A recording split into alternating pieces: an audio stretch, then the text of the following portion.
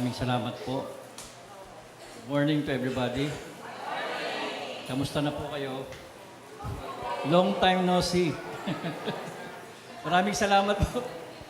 Pastora, Tatay, maraming salamat po sa always na invitation ninyo sa akin. And yung music ministry po natin, pwede natin palakpakan. Magaling na sila. At si Teacher AJ, palakpakan po natin. Handa mo yung Tagalog natin dyan, Teacher AJ. Ngayong umaga po ay napakaganda po ng ating message. Okay? Sa kasalukuyan po, dinala ko yung dyaryo na ang headline, ano po bang nakalito? First, local case of coronavirus. Diyan po siya nagpunta sa Cardinal Santos. Kaya kahapon po, yung Green Hills Shopping Mall, ghost town. Wala ng tao. At ang Malacanang, si President Duterte nag-announce na meron tayong public health emergency level 1. So ito po yung ating inaharap ngayon, kasalukuyan, sa Pilipinas na meron tayong Philippine Public Health Emergency. Ngayon, hindi lamang po sa Pilipinas, kundi ito ay buong mundo na.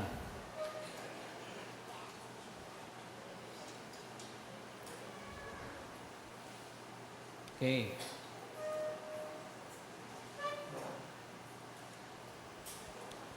Sa worldwide, ang death toll na po nito ay over 3,400.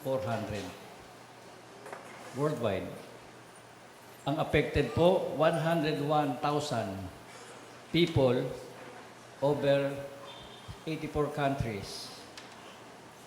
So ang very much affected, ang mga top po ay Middle East, USA, South Korea, Japan, Singapore, Malaysia, China, UK, Thailand, Philippines, India. So ang pinagmulan po nito ay ang Wuhan, China. Malapit po tayo sa Wuhan. Kaya hindi na nalalayo na tayo ay maapektuhan. Plus the fact na ang number one tourist natin ay ang mga Chinese. In fact, ang coronavirus, month of January, dumating po ang isang 38 years old na Chinese na babae. January, in 2 weeks time, namatay yung 38 years old na taga-Wuhan.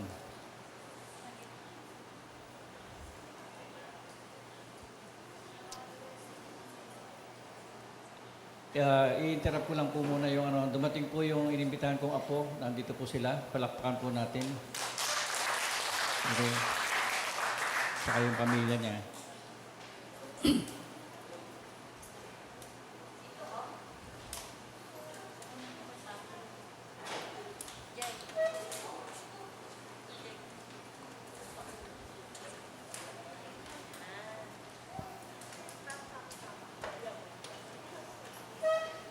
So sa ngayon, ang Philippines po ang 14th sa top high-risk na countries. Dahil marami pong Chinese dito, especially meron po tayong Pogo. Yung po galing pong China, yung mga maraming Chinese na dumarating. In US alone, meron pong total cases of 164 na. And death toll, 11. So sa Philippines po, ang naapektuhan na, 6 na po. 6 na. So yung una, yung 38 years old, Tapos yung latest, yung number 5, ito po yung nagpa-check up sa Green Hills, Cardinal Santos.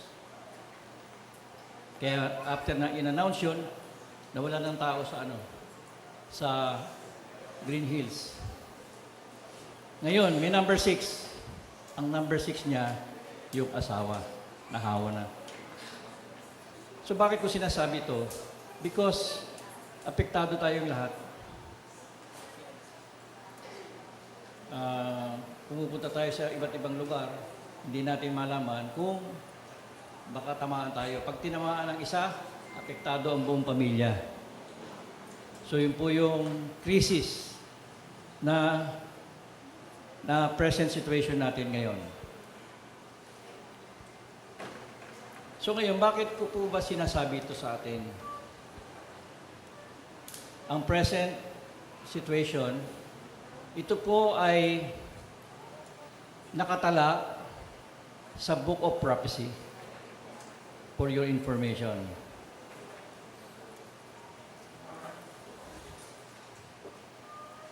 Ang sabi po ng Bible, isulat mo ang lahat ng aking mga salita at ilagay mo sa isang libro, which is our Book of Prophecy, which is the Bible. So ano ba ang nandun sa Bible?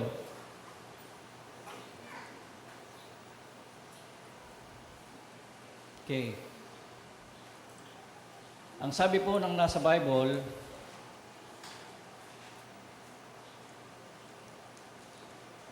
tingnan po natin ang Teacher AJ, pisa na natin.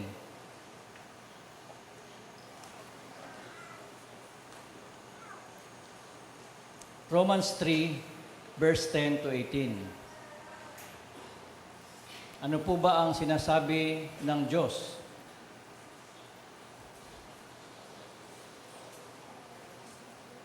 Tagalog natin para mas maganda.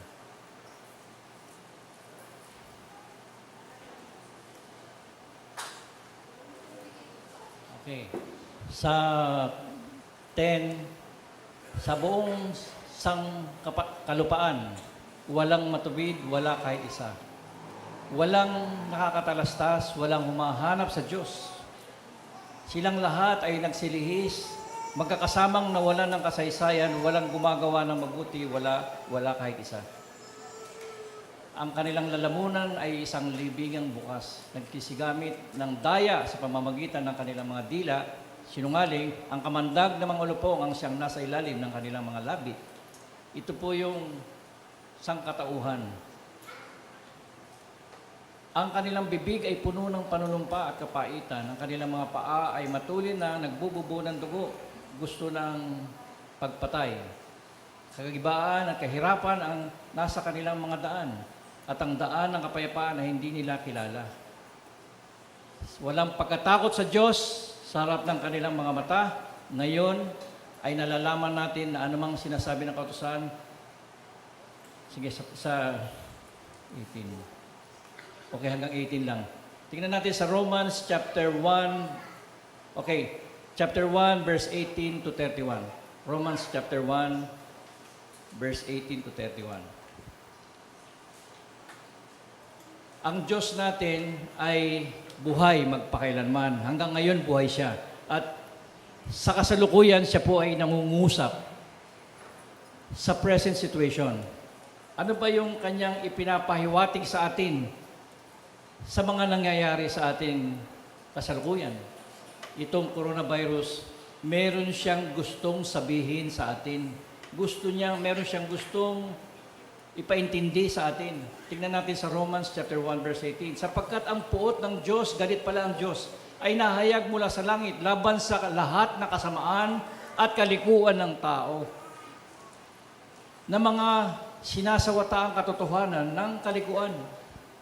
Sapagkat ang nakikilala tungkol sa Diyos ay hayag sa kanila. Sapagkat ito'y pinahayag ng Diyos sa kanila, pinapahayag na ang tungkol sa Diyos. Sapagkat ang mga bagay niyang hindi nakikita buhat pa ng lalangin ng sanlibutan ay nakikitang maliwanag. Sapagkat anto sa pamamagitan ng mga bagay na ginawa niya, maging ang mga walang hanggang niyang kapangyarihan at pagka-Diyos upang sila'y walang madahilan. Alam ng tao, pero ang problema, hindi hinahanap ang Diyos. Ang problema, dahil hindi hinahanap ang Diyos, paano pa siyang sasambahin?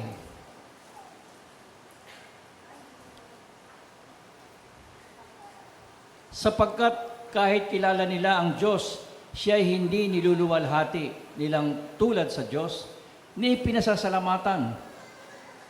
Guilty tayo lahat dyan.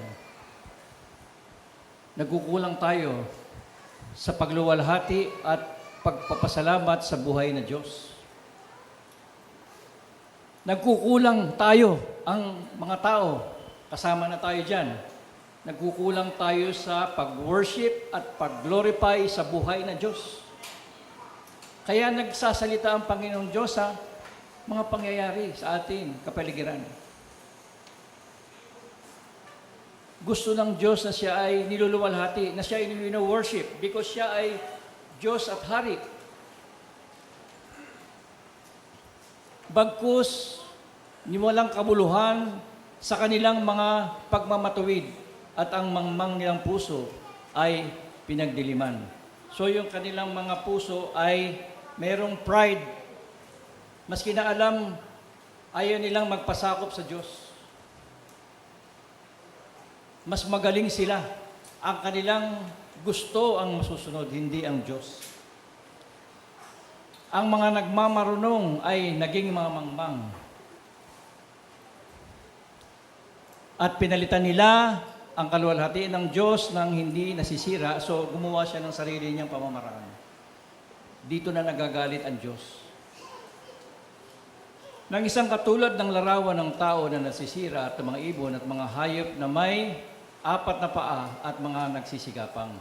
Dahil dito sa karumihan ng mga pita ng kanilang mga puso ay ibinigay sila ng Diyos sa kahalayan upang alisin nila ang puri ng kanilang mga katawan sa kanilang sarili.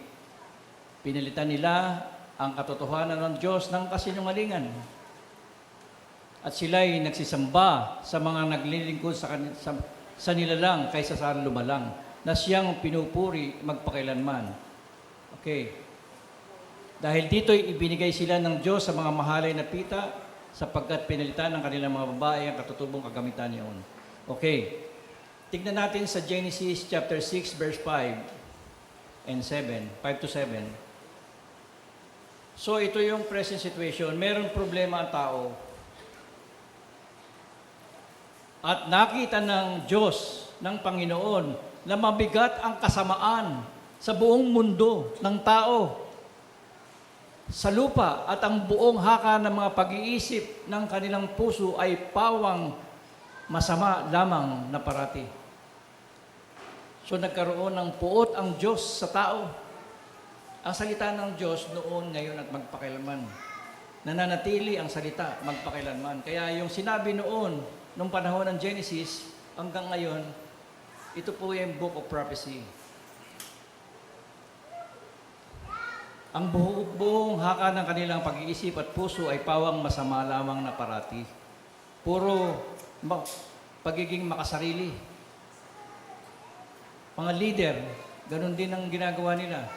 Okay, ito na ngayon ang sinabi ng Diyos sa 6:6. Nagsisi ang Diyos na Panginoon, na kanyang nilalang ang tao sa lupa at nalumbay sa kanyang puso.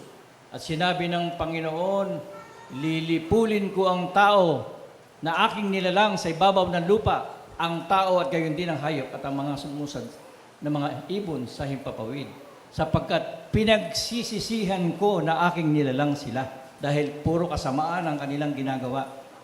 Ito na po yung pagkalat ng peste. Peste po itong coronavirus. Actually, yung lahat ng marunong, lahat ng mga scientist, hanggang ngayon, hindi nila masabi kung ano ang cure, kung ano ang gamot. Ang mga marunong na tao, hindi nila alam kung paano ito susolusyonan. Why? Because Diyos ang nagpapahiwatig niyan. Diyos ang may gawa. Dahil ang sabi niya, lilipulin ko ang tao. So ito yung peste. Hindi natin nakikita. Hindi natin alam kung kailan darating sa atin. Pero mamaya, sa later part, ipapahiwatig natin, ipapaalam natin ang solusyon. Huwag kayong mabahala.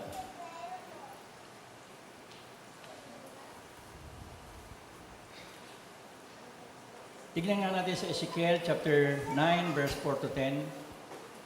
So, galit ang Diyos.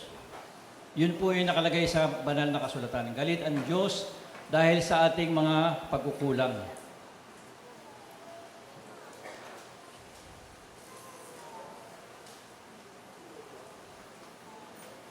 Pumaroon ka sa gitna ng bayan, sa gitna ng Jerusalem at maglagay ka ng mga tanda sa mga noo ng mga taong nangagbubuntong hininga at nagsisidaing dahil sa lahat ng kasuklam-suklam na nagawa sa gitna niyon. At ang mga iba ay sinabi niya sa aking pagdinig, magsiparoon kayo sa bayan na magsisunod sa kanya at manakit kayo, huwag magpatawad ang inyong mata o kayo man ay mahabag. Lipulin ninyong lubos ang mga matanda, ang binata, ang mga dalaga at ang mga bata, ang mga babae. Okay, ito na po yung utos ng Diyos. Ito na yung pagkalat ng coronavirus. Walang sinisinto. Walang exempted. Alam ko na sa isip ninyo, baka one day dumating sa pamilya. Nakakatakot. Kasi ito ay peste. Actually, merong binanggit sa China na yung mga affected, susunugin na lang. Papatayin. Mass destruction.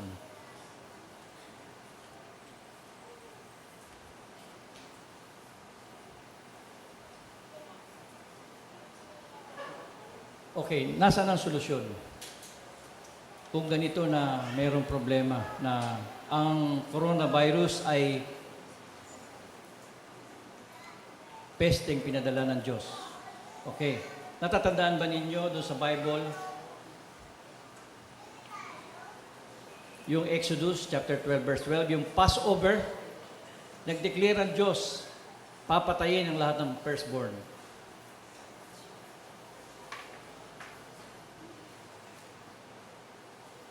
Ang kumilos at naniwala, yung mga nagpahit ng dugo sa kanilang mga pintuan, at yun ang Passover, hindi dumating ang salot sa pamilya. Anong ibig sabihin nito? Ang Passover natin ay ang ating Panginoong Jesucristo.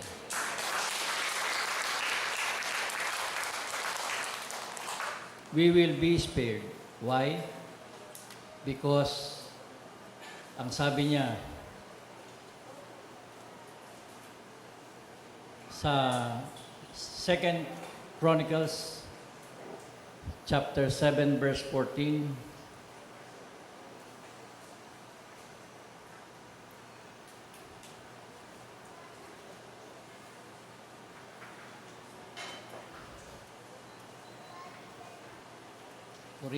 Chronicles, okay. 2 Chronicles.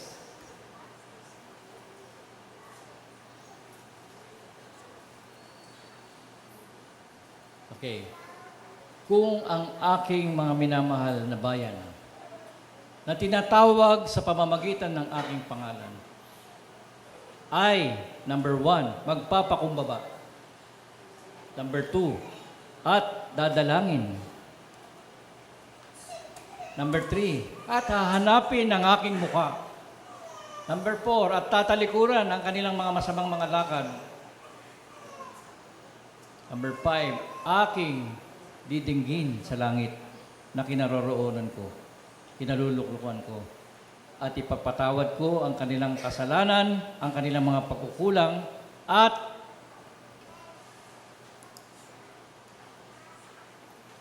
pagagalingin ko ang kanilang lupain.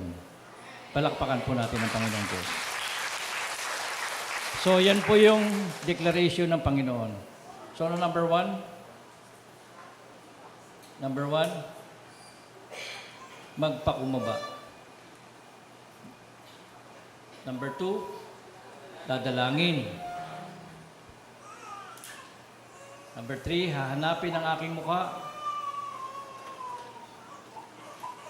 Tatalikuran ang kanilang mga masamang lakad at susunod sa salita ng Diyos upang matalikuran ang masamang lakad. Akin ngang didinggin sa langit, so papakinggan pala tayo ng Diyos, at ipatatawad ko ang kanilang mga kasalanan at pagagalingin, I will heal their land.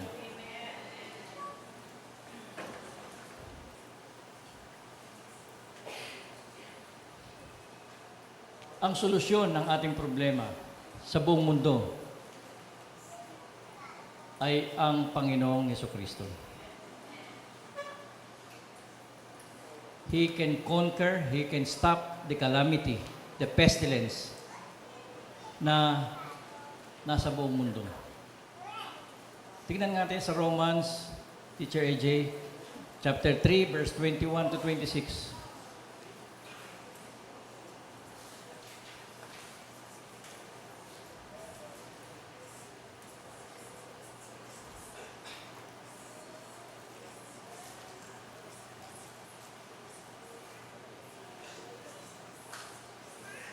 Okay.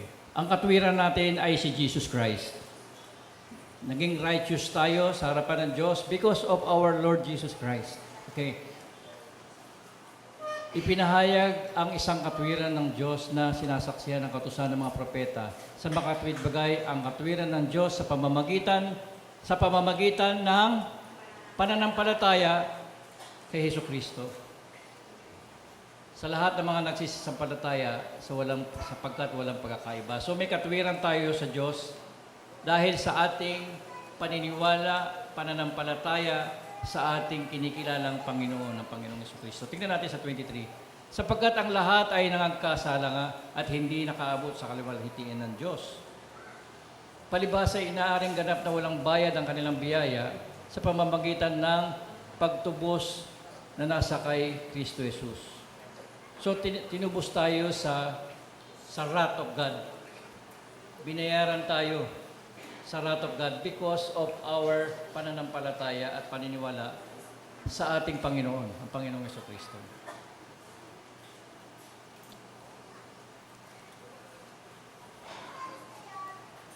Na siyang iniligay ng Diyos na maging pangpalubag loob o kabayaran sa pamamagitan ng pananampalataya sa Kanyang dugo upang may pakilala ang kanilang katwiran dahil sa hindi pagpansin sa mga kasalanan na nagawa ng nagdaang panahon sa pagpapahinuhod ng Diyos. So, ang Passover natin ay ang dugo ng ating Panginoong Jesucristo. So, hindi na tayo dapat matakot sa pestilence na kumakalat. Always and always, nandyan ang proteksyon ng ating Panginoong Jesucristo. So, anong gagawin? Anong gagawin? Maniniwala at mananampalataya sa ating Panginoong Jesucristo. Ngayon, sino ba si Panginoong Jesucristo? Ulitin ko, yung dati kong sinabi, dati. Sino ang Panginoong Jesucristo? Ano ang kanyang 5 katangian?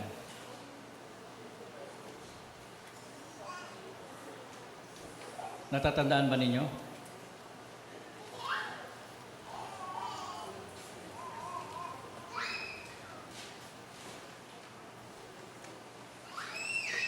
Okay, who is Jesus Christ? Na dapat nating kilalanin Panginoon.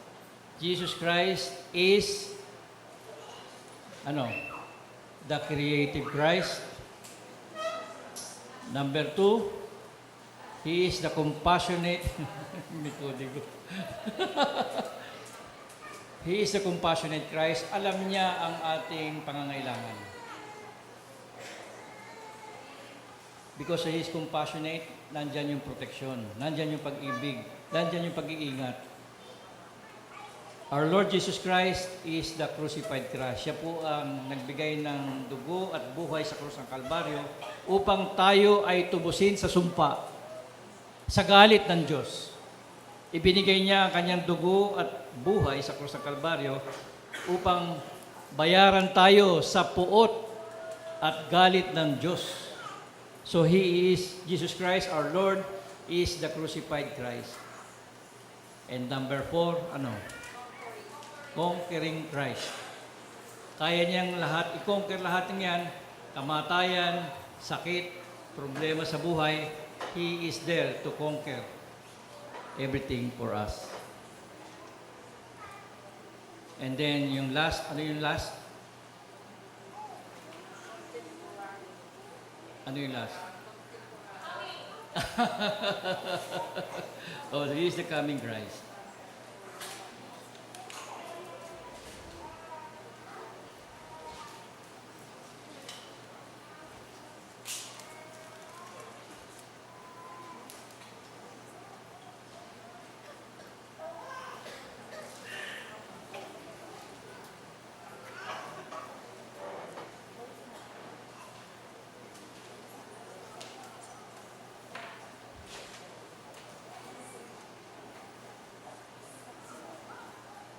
So, sa ating gagawin mamaya, we can access the presence of God. Ano po yung assurance? Sinasabi niya sa salita. Okay.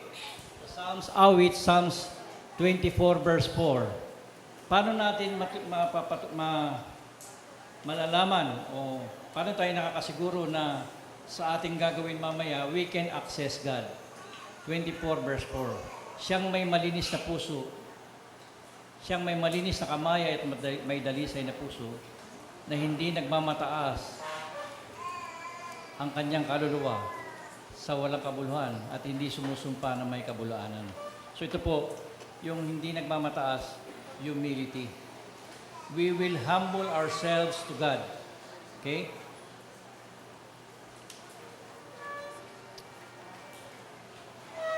Isaiah 26 verse 2.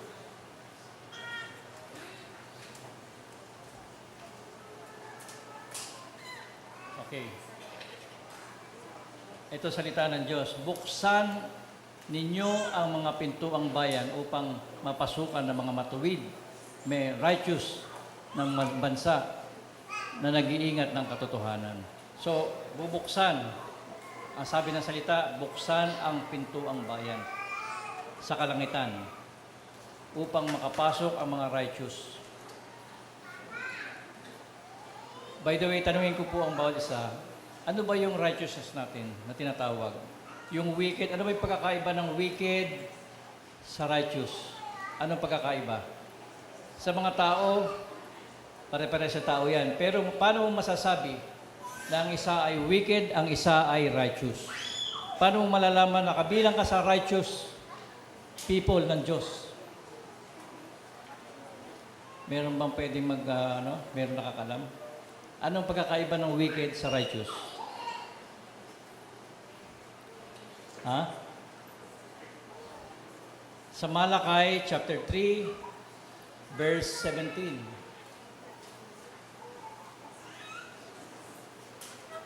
Malakay 3 verse 17.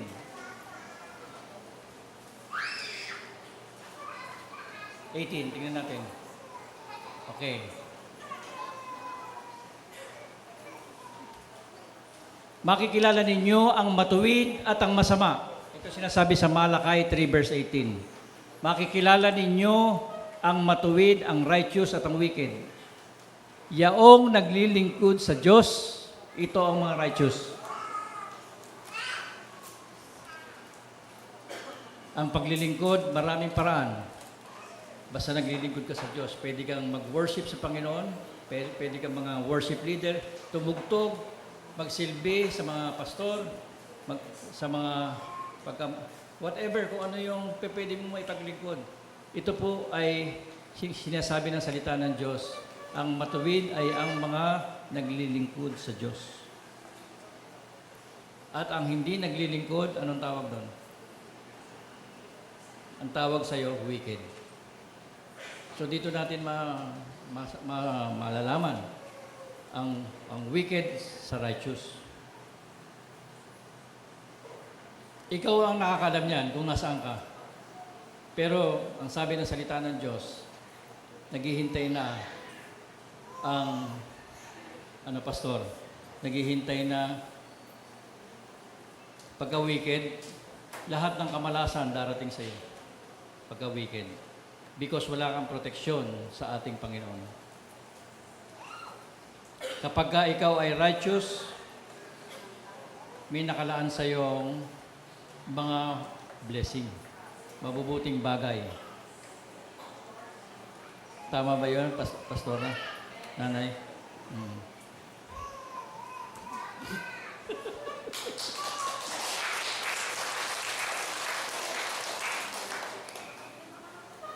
Tingnan nga natin yung access natin. John 10:9.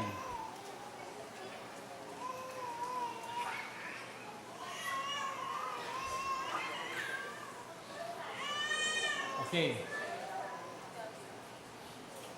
Doon po sa presensya ng Panginoon, ng Diyos, the holy presence of God, ang sabi, ang pintuan ay ang Panginoong Jesucristo.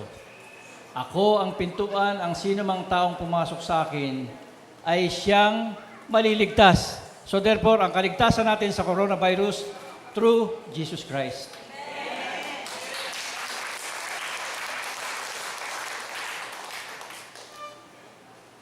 Papasok at lalabas at makakasumpong ng green pasture. So sino yung door? Si Jesus Christ. Ang salvation natin sa present times, ang peste ng coronavirus kay Jesus Christ.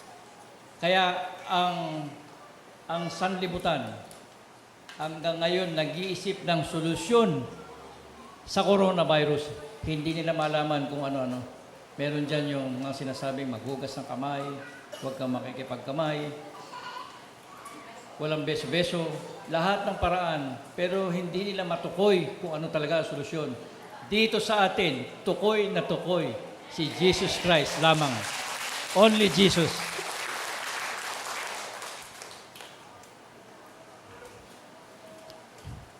Okay, tignan natin lastly, sa Revelations chapter 3 verse 8.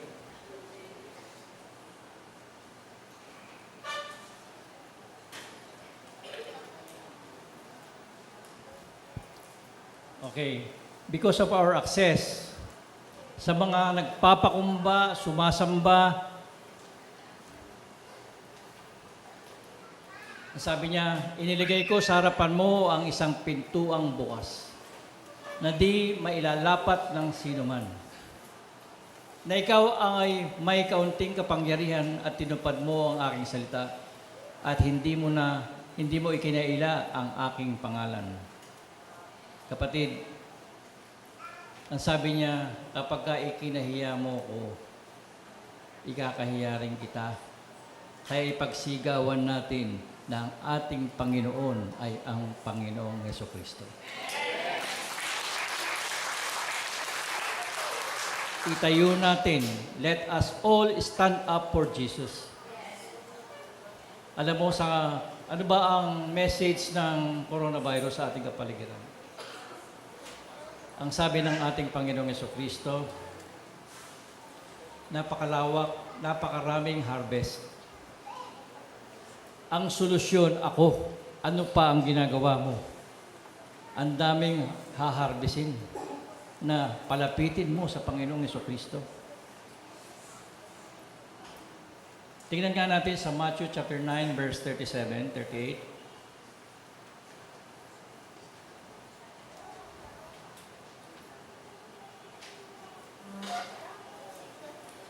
Matthew chapter 9, 37. Oh, ito na. Sinabi niya sa kanyang mga alagad, sa atin, katotohanan ang aanihin ay marami. Sa atin yan, mga pastor, tayong lahat na manggagawa ng Panginoon na naglilingkod at gustong maglingkod.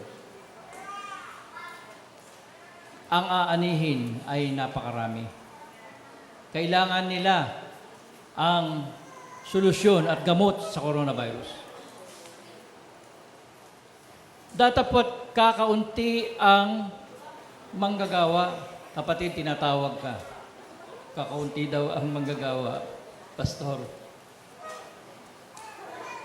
idalangin nga ninyo sa Panginoon ng aanihin na magpadala siya ng mga manggagawa sa kanyang anihan. So mga kapatid, ito na yung itinakdang panahon, tinatawagan ng Panginoon. Kailangan malaman ng mga tao na naghahanap ng solusyon at natatakot sa sitwasyon ng coronavirus. Kailangan ka para magpahayag ng tungkol sa ating Panginoong Jesucristo. Okay? Meron po akong inihandang kanta para nang sa ganon maging lapat ang ating pagsamba sa ating Panginoong Jesucristo. Nang sa ganon, ang solusyon sa bawat isa na lahat ng nandito ay makamtan nila sa ating Panginoon. Okay?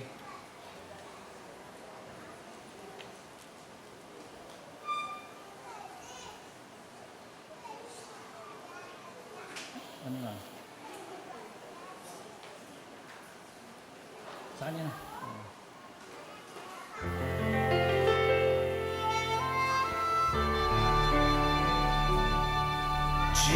Jesus, we enthroned. Okay.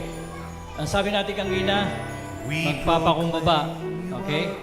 Dahil pagka sabi nga ang magpakumbaba sa Panginoon Diyos, kinalulugdan niya. In the midst Okay? of Hihilingin ko ang bawat isa sa ganitong pagkakataon. with our praise. Pwede ba nating iluhod ang ating mga tuhod? And as we worship Him, Luluhod po tayo para and as we ang isang pagkukulang natin, worship sa ating Panginoon. And as we worship Him, come Lord Jesus and take your place.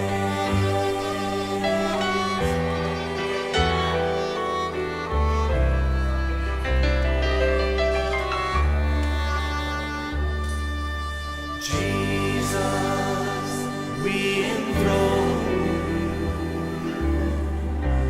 We proclaim you are King. Standing here in the midst of us, we raise you up with our praise. And as we worship, build the throne. And as we worship, build a throne. And as we worship, build a throne. Come, Lord Jesus, and take your place.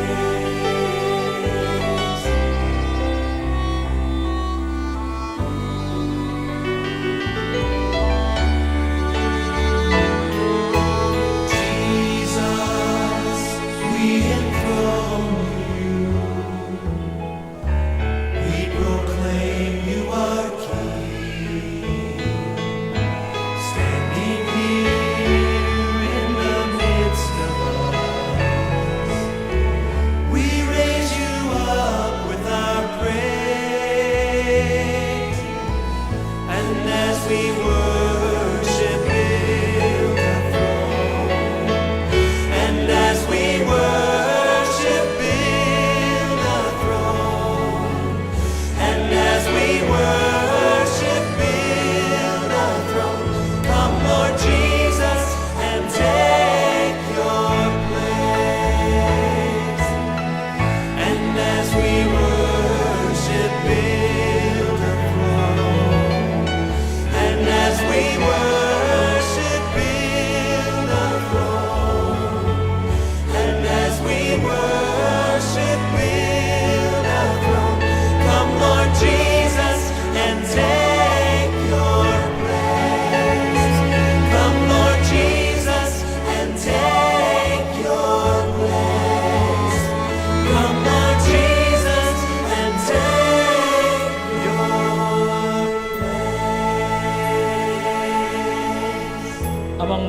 makapangyarihan sa lahat na nasa langit. Sa pangalan ng aming Panginoong Jesucristo, kami po ay nakaluhod sa iyong harapan. Nais ka po naming dakilain, sambahin, ibinababa po namin ang aming mga sarili sa iyong harapan. Lord God, take over our lives. Nagpapakumbaba kami sa iyong harapan, Panginoon. Gamitin mo kami para sa iyong ikaluluwalhati. Gamitin mo ang lahat-lahat sa amin, ang aming kaisipan, ang aming puso, ang aming hininga na pinahiram mo sa amin. Gamitin mo para sa iyong malawakang pagkilos sa sangkalupaan. Salamat po, Panginoon Diyos, sa lahat ng ginagawa mo sa amin. Salamat po sa healing na ipagkakaloob mo sa aming bansa, sa bawat isa, sa aming pamilya. Salamat po, Panginoong Diyos, na sa iyo ang solusyon namin sa aming mga kinakatakutan sa kasalukuyan. Maraming salamat po, Panginoong Diyos. Basbasan mo, ibaba mo ang iyong blessing sa bawat isa na nagpakumaba sa iyong harapan. Alam namin, ang aming mga salita, ang aming ginawa ay hindi mawawalan ng kabuluhan. Salamat po sa lahat ng mga darating na blessing. Salamat po sa gagawin mong paggamit sa amin. Salamat po, Panginoon Diyos, magkakaroon ng katuturan ang aming buhay dahil ipinapagamit namin sa iyo. Itinataas namin ang iyong dakilang pangalan nang may pasasalamat, pagsamba, at pagluwalhati ang pangalan ng Panginoong Jesucristo.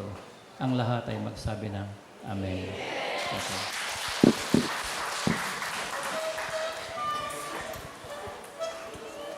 Okay, ngayon, dati sa ating ginawa, we are declared righteous sa harapan ng Panginoon. Meron po tayong start na magagawa na ipapagamit natin ang ating sarili, ang ating worship.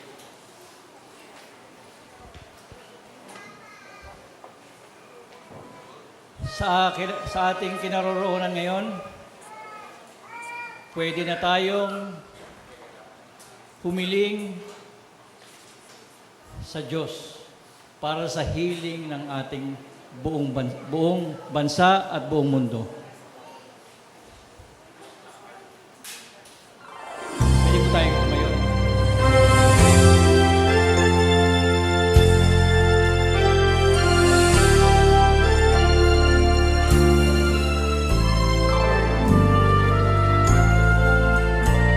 Kantahin po natin ito para sa healing ng buong mundo.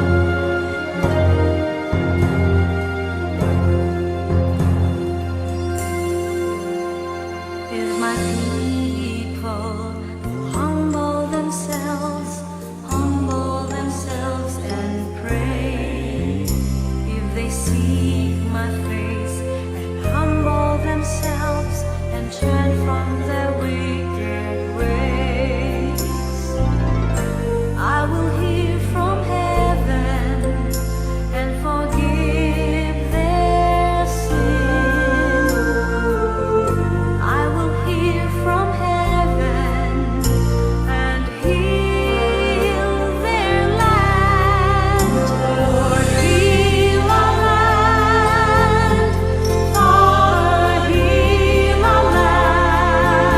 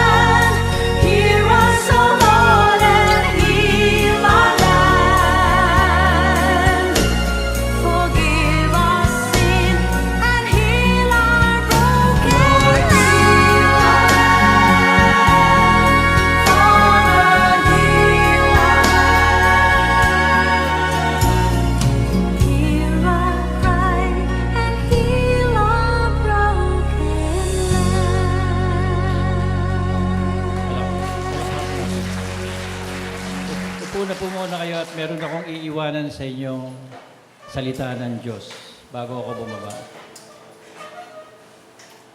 Tingnan po natin sa 91 ng Psalms, verse 14 to 16.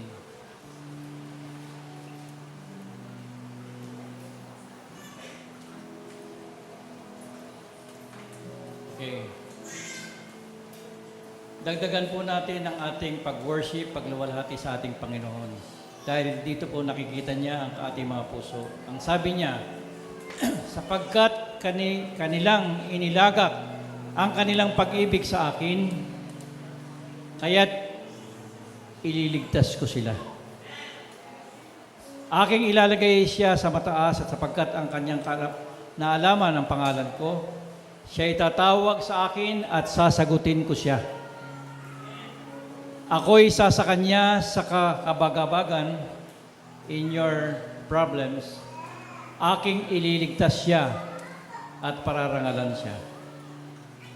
Aking bubusugin siya ng mahabang buhay. Kapatid, ligtas ka na sa coronavirus.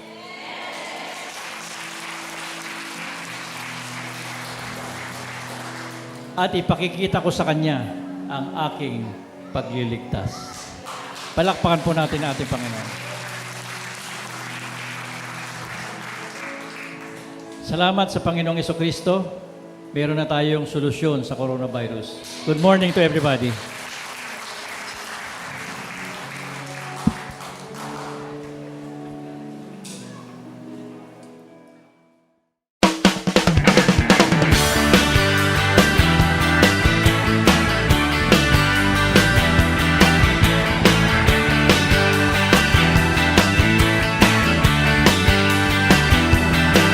Oh God, you've been so good to me. You came and found this orphan and you brought me right into your family. Oh yeah. Oh God, you've been so good to me. You threw away my past and you never count my sins against me. No, thank you, Lord. You got me dancing, and now I'm shouting. You got me leaping, and now I'm spinning hallelujah. Oh, you're so good to me. You're so good to me. So good to me. Oh God, you've been so good to me. And every day I wake up, I breathe another breath of your mercy. Oh God, you've been so good to me. And my delight is in you, 'cause I know that your hand is upon me. Oh, you got me dancing, and now I'm shouting.